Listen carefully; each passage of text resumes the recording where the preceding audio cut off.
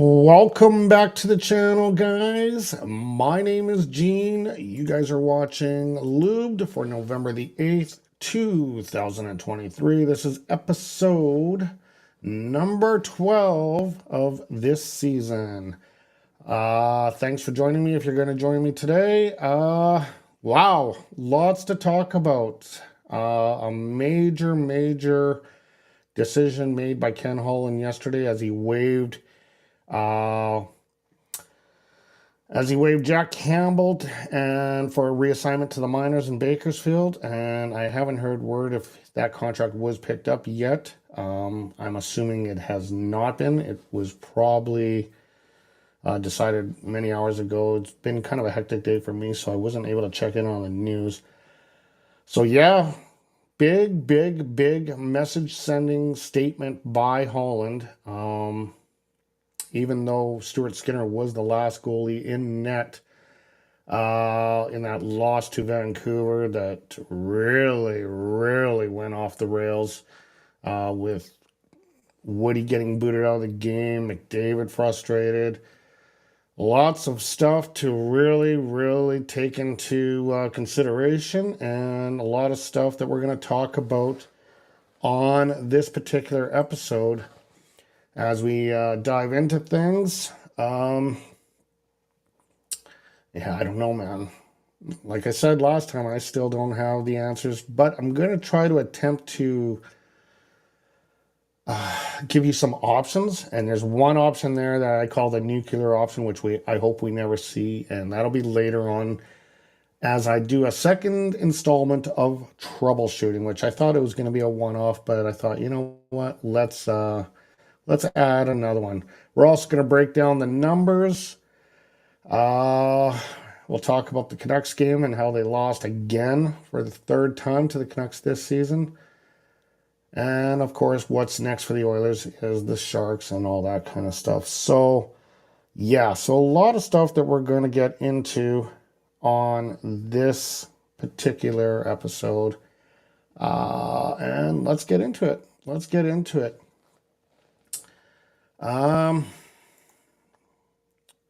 As the Oilers lose to the Vancouver Canucks last night for the third time, 6-2 this time. It's like, I know Vancouver's a decent team this year. They're playing very well. We've seen it. I think it was more of a stunner the way we lost game one of the season by that score of, I think it was 8-1. So that was more of a stunner because it was, it's the Canucks. How could this happen? And then we lost again. And then we started realizing, holy crap, Canucks are winning games. And they're doing very well this year. So they're a good team. Vancouver has really established themselves. I think I was discussing this with Sammy on the weekend. Quinn Hughes is the right fit for a captain for that team. They're doing a lot of things right. And, you know, they're going to hit their point in the season where they hit a little bit of a slump. Every team goes through a slump in every season. Question is the slump that the Oilers in, because it's the fact that these are teams that they should be beating, are they going to be able to make up that ground? And it's really, I'll tell you right now, they're on the thinnest of rope right now, thinnest of spider webs or whatever you want to say, from this season being completely over. I'm not even joking. Another loss here. If they lose to San Jose, I don't know how they come out of it and have a playoff spot. I just don't see it. So anyway, let's break down the last game that the Oilers played, and it was against the Canucks. Oilers have no problem scoring first. They just have no finish in the game. Matthias Ekholm scores on the power play at 6:42. That was assisted by Sam Gagner and Evander Kane. That was his first of the season, by the way. Then it was Quinn Hughes, his fifth of the season at 11:30 from Andrei Kuzmenko and Philip Hronik. Pius Suter would add to the Canucks scoring. Assist from Dakota Joshua and Ian Cole. Brock Besser would finish off the period, getting his 9th on the power play. He's just a juggernaut this year. From JT Miller and Quinn Hughes. Now, the problem that really stood out in that first period is the Oilers were absolutely shelling the Canucks. At one point, it was before there was any goals. I think, no, there might have been one goal at this point. I think it was before the 11:30 mark, before Quinn Hughes got his 1-1 tying goal. But it was 19-3 for Edmonton in shots. And then, before you know it, it was a 3-1 game, and it was like 19-6 in shots. Skinner is struggling too. His performance that he had last year that got him, considerations for the Calder, it's nowhere this year. But you know what? That happens to goalies as well as it happens to the players. In their second year, they seem to not rekindle the magic they had in the previous year. But that was really stunning to see, and I think I'm going to mention that in the numbers. So yeah, at the end of the first period, it's Vancouver 3, Edmonton 1. Leon Draisaitl would make it a little bit closer at 7:38 of the second, his fifth, from Warren Foegele. Then Niels Holander would get the lead again, or not the lead again, but reestablish that 2-goal lead from Sam Lafferty. Then it was JT Miller on the power play in the third, and then Brock Besser getting his 10th on the power play. Brock Besser is on fire, man. Amazing turnaround. I actually like this dude. He's actually a pretty decent dude. I saw this thing years ago on how he took I think it was a handicapped girl to her prom. Like, it was just a very swell thing. He's a real good dude. I don't mind Brock Besser. I just hate it that he scores on us. So anyway, yeah. So the Oilers lose for the third time to the Canucks. Things really started falling out of the sky, and the very next day, everything is firing up on the radios and the media. The fan base is exploding. I'm not happy. I'm talking with people at work on what they need to do. It's tough, man. It's tough being an Oiler fan right now. But we are Oiler fans, and we stick by our team. I know I have through a lot of long years, but because I grew up with the Stanley Cups and that as a very young kid, that championship pedigree will always stay installed with me till the day I die. So I'm with them until I'm gone. So yeah, it was unfortunate. Let's take a look into the numbers. Okay. So this is, again, kind of a seasonal thing. This is kind of mixed with, well, no, it's more of a seasonal thing. Anyway, I got 2, 8, and 1. Are the playoffs out of the question? This starts adding that question up. They need 6 games to get to 500. We know 500 does not get you into the playoffs. There's 6 games just to get even, and then they need a few to be on top. They also need the teams that they're chasing to lose. Like, there's a lot. I know it's early. We're only 11 games into it right now. But it's going to be a hard climb. They're going to have to hit a huge roll of 5 or 6 game winning streak, maybe twice this season, or a huge, massive 10-game winning streak at some point in time in the season to get back into contention for this one. Because yeah, they dug themselves such a massive hole. Brock Besser, 6 goals, 1 assist on the season versus the Oilers. 6 goals and 1 assist. He's 7 points in the 3 games that he's played. He's been an Oiler killer, absolutely Oiler killer. And like I was saying just previous to that before, the Oilers peppered Vancouver 19-3 before scoring the opening goal. Once the shot count hit 21-6, the Canucks already established a 3-1 lead. That, to me, yesterday was the moment that I think, wow, this is now a crisis. This isn't just a this is a crisis. This team is not anywhere near competitiveness to be even considered a playoff team. So no, I was not very impressed with that. Not very impressed at all. Thatcher Demko, 41 for 43 with a 953 save percentage. Lights out. He's awesome. I wish we had a goalie like that. By the way, speaking of the goalie situation, Calvin Pickard is recalled back, or recalled. He's going to be backing up Stuart Skinner for the remainder until they figure out what they're going to do with the goaltending situation. My one buddy in Edmonton, now I don't know, he does a lot of digging on the Oilers, and he usually goes to some pretty legit sources. So that's why I feel it's warranted for me to mention this on the channel. But he did text me yesterday saying that the Oilers are expressing interest in Jordan Binnington from the St. Louis Blues.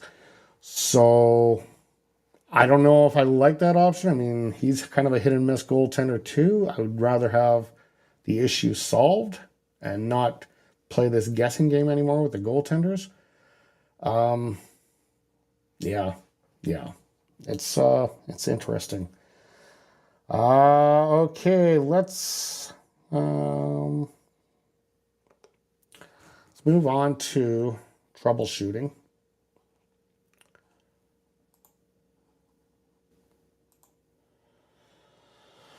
Okay, so I thought I would do troubleshooting again because the Oilers are in a lot of trouble. Pretty simple. The Oilers are in a lot of trouble, and I feel it is definitely warranted. So on this list, these are just ideas. The last one, I know you might be looking like, you might be thinking, what are you thinking? And I'm going to explain that when I get to that very last option. It's not my wish in any way, but it is something that the Oilers could maybe do to help their future. The first one, revert back to the systems that they played last year. Woody had that team rolling pretty good with whatever systems he had playing last year. They went into the playoffs against Vegas, and Vegas made short work of us. So this year, from what I've been hearing, he was trying to develop a system similar to that Vegas system, a 1-3-1 kind of system. It hasn't worked. It has not worked at all. And, you know, I'm a strong believer that if it ain't broke, don't fix it. Now, it wasn't a perfect thing last year with the whole Vegas situation, but I think if you just do a little bit of tweaking and massaging and all that, you can make that system be what it takes. You be the leader. Don't follow other teams. You be the leader. Those are the teams that win the Stanley Cup, the ones that lead by example, not the followers. So I thought that was a bit of a bad move, and that's the one area that I would like Woody to go back, but it's kind of hard when all of a sudden you've already done this much work into getting them turned around into this system, and now all of a sudden you're saying, hey guys, I was wrong, let's go back. Yeah. The next one is basically what they did yesterday. Place all liabilities on waivers. All right. And what I mean by liabilities, I mean the guys that have your -6s on the team for the year. And there's big names on there. But what they did with Campbell is he's not getting the numbers. He's a big number player. Darnell Nurse is a -6. He's a big number player. Evan Bouchard, he's a -6. He is now a big number player after accepting that contract this year. This one not only sends a message, but two, I mean, you can't do it for certain players because they'll get nabbed up. You place McDavid on waivers, you're losing him for nothing. You place Draisaitl on waivers, you're losing him for nothing. And they're not necessarily liabilities, they're just underperforming right now. When I mean liabilities, I mean guys that are defensively irresponsible. So I'm talking even some guys in the third and fourth lines. You know, Holloway, You know, Derek Ryan, even Ryan Nugent-Hopkins has had his moments. So that's what I'd say. What they did yesterday with Campbell was definitely sending a message, and we'll see if the team responds tomorrow night against San Jose. I'm also in agreement of this one. Parting way with the Oilers goaltending coach, Dusty Shorts. I think this is going back even to Koskinen's years. I mean, there's been issues with our goaltending now going back for 5-6 years now. And I do believe Dusty Shorts is the goaltending coach still. If I'm wrong on that, please correct me, but I do believe he is. I mean, with Koskinen, he was struggling. With Campbell, he was struggling. It's time to bring in a fresh body. Don't get rid of the coaches all the time. We know that that's not going to work. The Oilers are on their 12th coach since, I don't know what number it is, but since Ryan Nugent-Hopkins was drafted in 2011, I think it's something around 12 or 11 coaches. I didn't look up the exact number, but I think it's in double digits. So we know that that's not the solution. But maybe a new voice behind the goaltending coaching might be something to consider. And now this one is the worst one of all, but I am going to just lay this suggestion out. I call it the nuclear option. And what this includes is packaging McDavid or Draisaitl plus a toxic contract for a decent return plus cap space. Now, like I say, I do not want this, but definitely that option is available to them. If they can get rid of one of either Nurse or Campbell or something and get a decent return, I would almost start considering it. I would almost start considering that. If you can get a number 1 draft pick for the next couple of years, and maybe a good prospect, I would almost consider it, but this is the one option I really hope we never have to see or go down. I think the other options that I mentioned are definitely more attainable and doable. And I think right now we need to just settle it down. I think with Campbell on waivers, let's see how the team performs tomorrow night. And then like tomorrow it's San Jose. And then going forward, see if they can start getting a bit of a grasp on the whole season. Because right now, this team, it's an uphill battle to make the playoffs. I don't know if they're going to do it. I really don't know. Okay, let's move on to what do we have? I think for tomorrow. Is that tomorrow? Yes. Tomorrow, they are playing the San Jose Sharks, and I thought this was going to be a home game, but it turns out it is actually at the SAP Center in San Jose. And this, guys, is an absolute must-win. If they can't win in this game, pack it up. Done. You know, and San Jose just came off another win. I think their first win of the season last night. So they need this one big time. They need this one big time. I'm going to go into the numbers here of what we can expect here. So the Oilers are 26th in the league for goals at 2.64 goals per game. San Jose 32nd, dead last at 1.9 goals per game. They're only averaging a goal a game, basically. Shots on goal. The Oilers are 5th in the league, averaging 34.3. Meanwhile, the San Jose Sharks are 32nd in the league at 25.3. Again, dead last in the league. And that's why, this is an actual breaker. If they lose this game, it's a breaker. Power play percentage. Oilers are 9th in the league at 25.6. San Jose is 19th in the league at 18.2. Face-off percentage. Edmonton is tied for 15th in the league at 51.1. Meanwhile, San Jose actually has a good face-off percentage. That's the one shining light they have. They are third in the league at 53.7. Shooting percentage, the Oilers are 30th in the league at 7.7. San Jose, again, dead last at 4.3%. Defensive stats, for goals allowed, the Edmonton Oilers allowing 4.27, which makes them 31st in the league. They're right up next to San Jose, who is even worse than them at 32nd in the league at allowing 4.91 goals. So they're allowing 9 goals in net, and they're only scoring 1 goal. The Oilers need this win. When it comes to the shots on goal allowed, Oilers are 14th in the league at 30.7. Meanwhile, the San Jose Sharks, again, dead last at 37.6.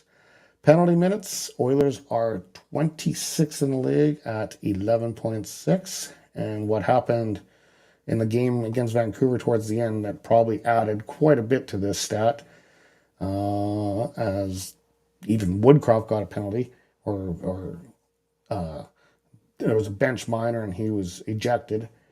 And then San Jose is 13th at 9.6. And when it comes to the penalty kill, the Oilers are 29th in the league, next to the 30th in the league, San Jose Sharks. So a couple stats that are close together, but realistically, there's some stats in there that are miles apart. And the Oilers, they need this. It's just that simple. Okay. Yeah. So we're going to go to some of your comments here for final thoughts. A few of you guys did chime in tonight, so it'd be nice to see. Renegade Man 83 says, I would love for David Schwartz to get Ken. Is it David Schwartz? Okay, maybe I screwed up his name. But I heard he is married to the family and brother-in-law either, or management. Well, regardless, if you're not doing the job, man, like, are you going to just pay out millions and millions in contracts here and lose McDavid's years because you're married? I don't know. I get what it's saying. Like, and that was the problem in the Decade of Darkness with Kevin Lowe and Mac T and the whole Boys in Blue club sticking together. So I get it.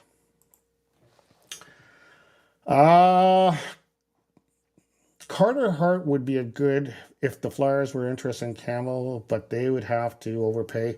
For sure, they would have to overpay. And I saw the Oilers fanatic mentioning this. As you mentioned, Carter Hart and UC Saros, but really, do you think those guys want to get rid of these goalies? I don't know. I know Carter Hart's been kind of somewhat struggling, but I don't think they're ready to get rid of. What I would like to see, what I think would be the best and what we can hope for, is that Calvin Pickard comes into this team and becomes the next Adin Hill. If he can do that, we may be in a real good situation again. But that's a big hypothetical. We're going to see what happens. We're going to see if Skinner can somehow turn to form and play a little bit better. I feel bad for him because realistically, he's supposed to be the 1B at best. He's not supposed to be in this position. So Carter Hart, maybe.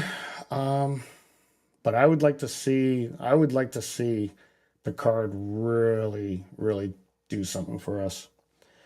Again, what do we got here? Okay, Woodcroft could get fired if they lose. Oh, he would have to be getting fired. Like, what do you do at this point? Fans want his head on a platter, exactly. I just can't see them losing to San Jose. I'm not going to guarantee a win because I guaranteed it once and I lost on that. I'm not going to guarantee, but I'm going to say that I think the boys are going to be coming out with a little pep in the step, and I think they're going to they're going to have a good game. And with San Jose playing as poor as they are, this right now, everything is looking very favorable for the Oilers for tomorrow's game against San Jose. But San Jose is the crappiest team in the league. The Oilers need to be in the top 16 to make the playoffs, right? You don't make the playoffs by making the top 32, right? So, yeah, it's not, if they win against San Jose, it's not really a big deal. Well, it's a big deal because it's going to start maybe getting them in the right direction in that sense. But for us to start a parade because they beat San Jose, not a good idea. And I think for the last one that we're going to talk about tonight, Bouchard just shoots, scores, and sleeps. That's the problem with him, and at least Nuge puts up an effort defending than Bouchard. Yeah, I agree. And that's probably what has stifled Nuge's offense, too, is because he has to babysit the poorest defense. So, I agree. And then, unfortunately, he becomes a defensive liability, and his plus-minus starts showing up because he's actually trying to take care of. I'm not happy with Bouchard and Nurse right now. Like, those guys make, like okay, so what? Nurse is, what, $9 million, I believe? Bouchard, I think, is at 5, or I don't know. I wish I had the numbers in front of me. And then you got Campbell at 5. That's 19 million? 19 million in wasted cap space? That's just those guys. I mean, there's some guys, but they're not as paid as high as those guys that are on the third and fourth lines that there's, they're underperforming as well. So we'll see what happens. Tomorrow is going to be a very interesting game. I'm looking forward to it. I feel I'll be breathing a sigh of relief when it's all done and said. But, yeah, they need to figure this out and figure it out now and get on a stretch. Because right now, honestly, they're hanging on by a thread. This team is hanging on by a thread. And that's about it for me, guys. Thanks for joining in. Thanks for your comments. It's nice to have people from the outside looking in and giving me their comments, and I totally agree with those comments. There's a lot of things that the Oilers have to fix right now, but there's some simple solutions before it goes to the nuclear option of like packaging McDavid with a toxic contract. Like I say, it's an option. It's one that I don't ever want to see with either Draisaitl or McDavid, but it is an option. But for that option to kick in, I think we're a long ways from that still. We're definitely, it won't happen this year, for sure not. Anyway, guys, that's all I got for you tonight. We will be back this weekend sometime. I got to work my schedule around Remembrance Day. I don't really want to be doing episodes on Remembrance Day. I want to pay homage to the people who served for our country and died for our country, and I think it's a good idea to kind of lay low. But I will be on sometime this weekend, and I'm still discussing with Sam if we're going to do an episode of NHL Aftermath. But until then, as always, guys, stay healthy, stay happy, stay hydrated. We'll see you soon.